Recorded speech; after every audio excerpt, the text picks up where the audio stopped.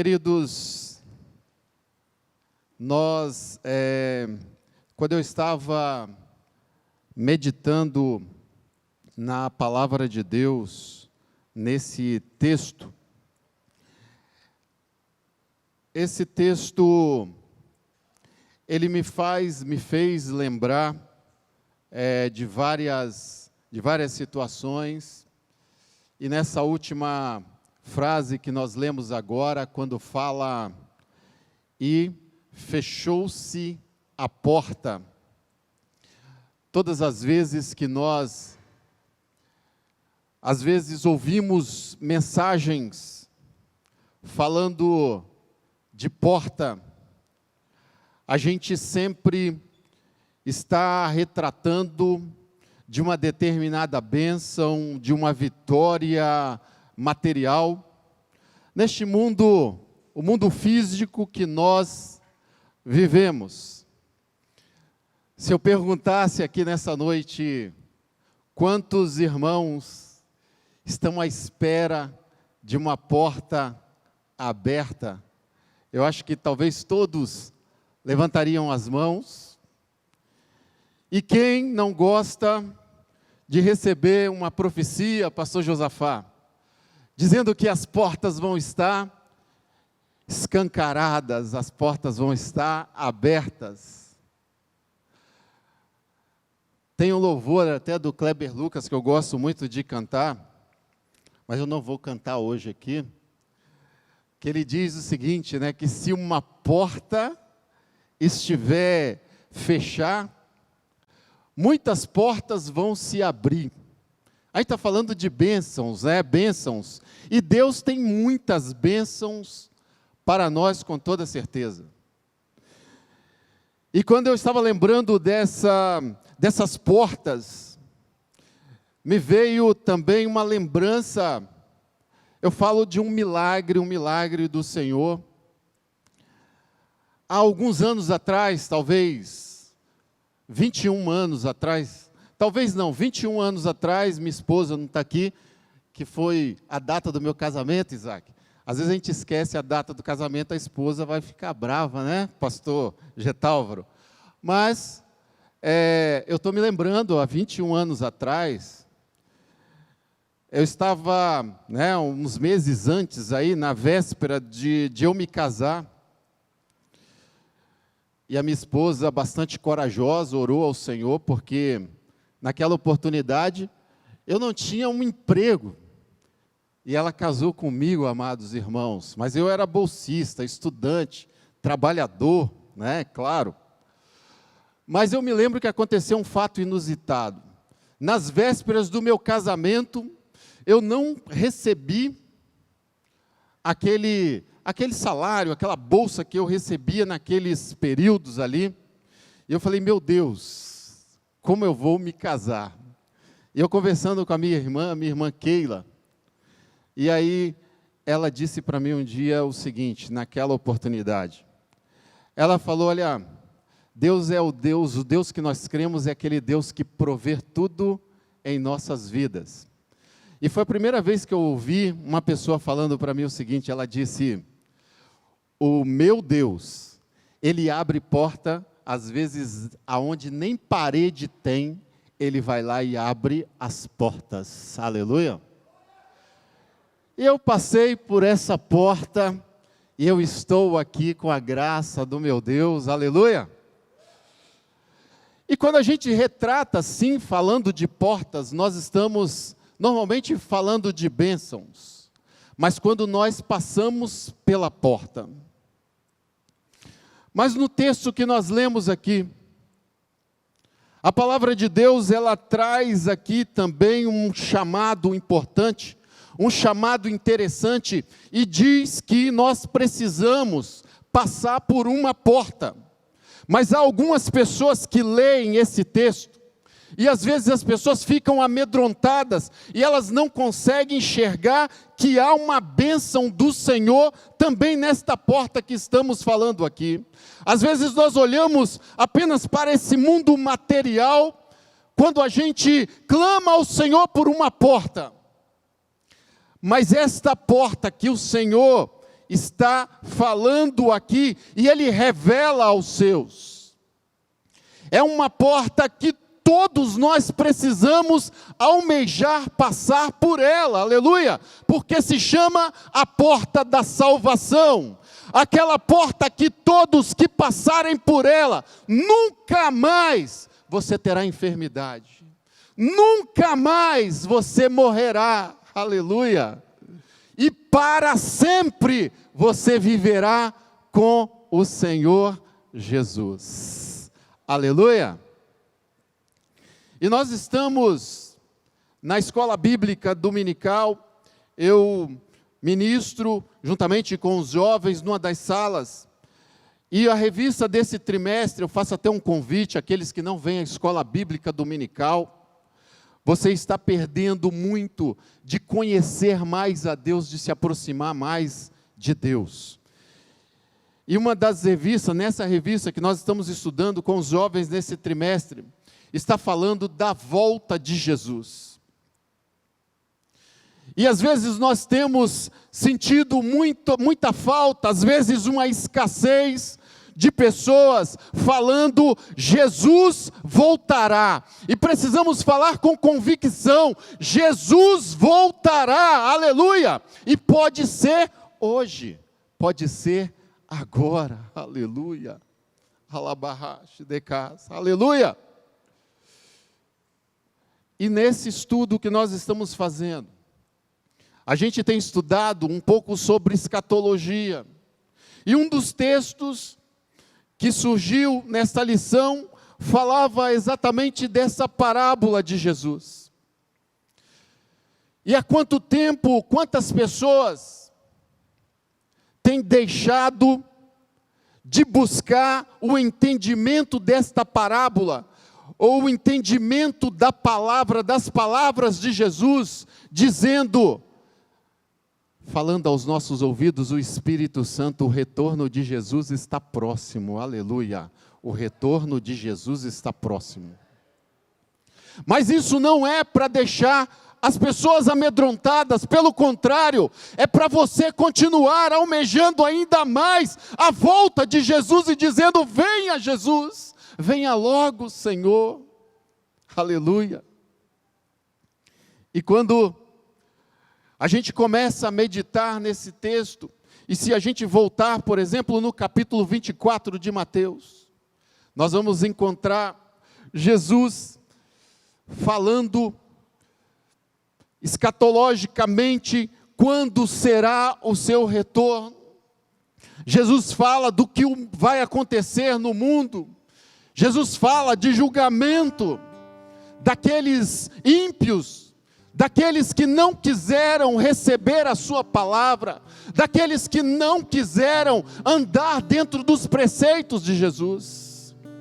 E aí quando a gente chega nesse capítulo 25, talvez aquelas pessoas que estavam ali ouvindo Jesus,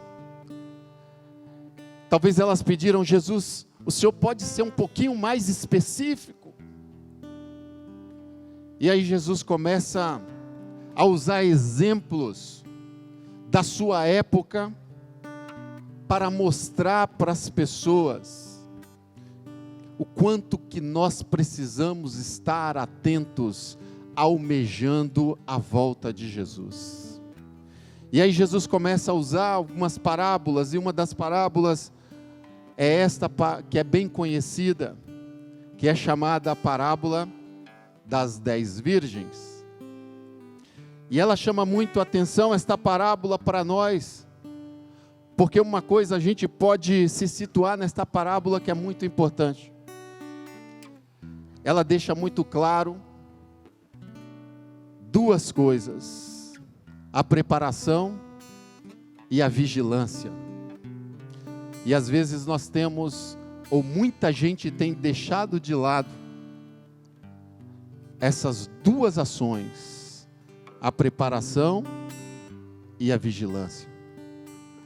Quando Jesus retrata sobre esta parábola, alguns teólogos, eles começam dizendo que Jesus usou exatamente um exemplo de um casamento que acontecia no meio dos judeus, exatamente naquela época, em que se dizia que havia ali uma noiva, e ela tinha as suas damas ali, que normalmente era no número de 10, e quando se anunciava a chegada do noivo, aquelas damas, elas precisavam sair naquele caminho, e elas iluminavam aquele caminho com as lamparinas, para que o noivo chegasse, e recebesse a noiva, e participasse das bodas. E Jesus chama a atenção deles, dizendo: olha, havia então aquelas 10 virgens ali, e quando a gente está falando das 10 virgens, nós estamos falando exatamente da pureza, da forma com a qual nós precisamos estar aguardando o noivo que é Jesus, aleluia. E fala também de termos uma lamparina, ou seja, está falando exatamente ali, dizendo, você está sinalizando: olha, eu estou aqui, Senhor, te esperando, eu estou te aguardando, ó Pai. E o que nós podemos trazer hoje como referência para os nossos dias? Nós estamos dizendo o seguinte, que a noiva é a igreja do Senhor, a igreja pura, lavada e remida pelo sangue de Cristo, aleluia. Aquela igreja que tem pureza na sua vida, nos seus atos, aleluia. E que o mundo vê a glória de Jesus em você, que o mundo vê a sua glória, a glória do Deus Todo-Poderoso em nós. Você é esta igreja de Jesus, que está esperando o noivo, o Salvador, aleluia. Mas tem uma coisa muito interessante, nesse texto que nós lemos, diz que haviam 10 virgens, todas 10, eram puras. O texto diz que as 10 tinham uma lamparina nas mãos, então todas elas tinham uma lamparina. Mas o texto diz que apenas 5 tinha o azeite de reserva. Apenas 5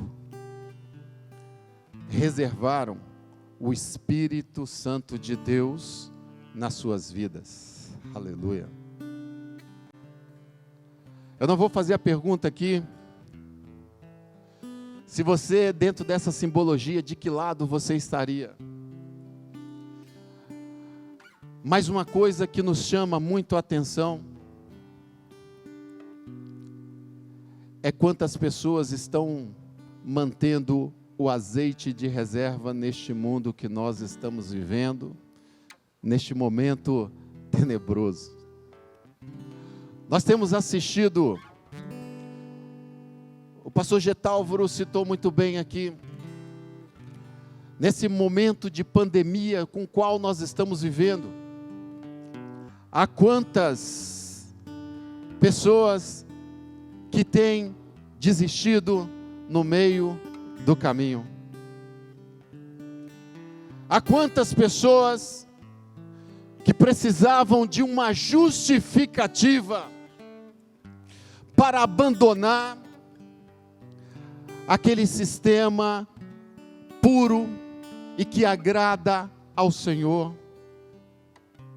Há quantas pessoas que hoje elas estão se conformando com o mundo e já estão admitindo essa adaptação que o mundo quer trazer hoje. As discussões hoje de família, chega a ser absurdo hoje o que as pessoas estão querendo admitir, e estão deixando de lado, aleluia, aquela chama que o Senhor acendeu, e dizendo, aguarde só mais um pouquinho, aleluia. Há quantas pessoas estão se conformando com o mundo hoje? Mas eu quero lembrar nesta noite, nesta parábola havia 5 que mantiveram as suas lamparinas acesas e não deixaram faltar o azeite. Aleluia. Você está disposto nesta noite? Alabarra, aleluia, a continuar mantendo este azeite? Glória a Deus. A Bíblia diz que aquelas 10 virgens, elas estavam aguardando a chegada do noivo, e parece que o noivo estava demorando, e a Bíblia diz que elas adormeceram. Há pessoas que falam que foram só aquelas consideradas loucas que adormeceram. Não, todas elas, as 10 adormeceram. Isso é natural. Talvez nós podemos estar um pouco exaustos, mas existe uma diferença entre você estar um pouco exausto e você continuar perseverando, aleluia, e você continuar dizendo: eu não vou desistir, aleluia, eu vou ficar esperando o mestre, aleluia. Isso é perseverar. Eu me lembro de um fato interessante, que talvez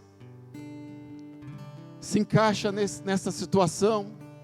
Eu estava, há uns anos atrás, eu fui fazer uma missão pelo meu trabalho, lá na cidade de Brasília, e aí a passagem que havia sido comprada era para a volta, o retorno era para às 23 horas, e nós estávamos em um grupo de pessoas lá na cidade de Brasília, e aquele compromisso que nós tínhamos, estava programado para acontecer durante a manhã e a tarde, e aí logo depois a gente retornaria para o aeroporto e esperaria o horário da saída do voo. Só que o compromisso foi mais rápido, aconteceu pela manhã, e à tarde a gente não tinha mais esse compromisso.